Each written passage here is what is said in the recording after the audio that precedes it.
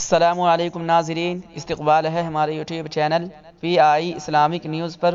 امید ہے کہ آپ حضرات خیر و عافیت سے ہوں گے۔ ناظرین، اس وقت کی بڑی اہم خبر ہم آپ کے ساتھ شیئر کرتے ہیں۔ ناظرین، اس خبر کو زیادہ سے زیادہ شیئر کریں۔ جمعیت علماء ہند کے قومی صدر مولانا سید ارشد مدنی نے ہونہار طلباء و طالبات کے لیے کیا اسکالرشپ کا اعلان۔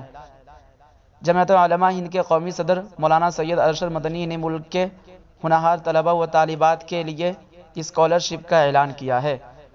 مولانا نے کہا کہ جمعیت علماء ہند ارشد مدنی پبلک ٹرسٹ تعلیمی امداد فنڈ اور مولانا حسین احمد مدنی چیریٹیبل ٹرسٹ اعلیٰ تعلیم حاصل کرنے والے طلباء و طالبات کو اعلیٰ تعلیم کے میدان میں ان کے خوابوں کو پورا کرنے میں مدد کریں گے۔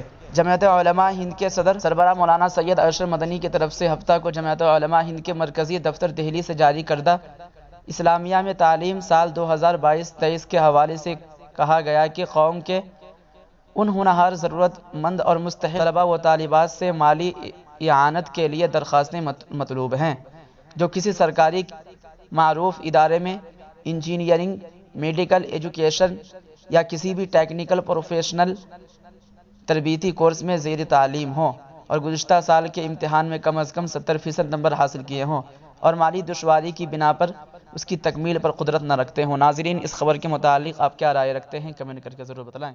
جزاک اللہ۔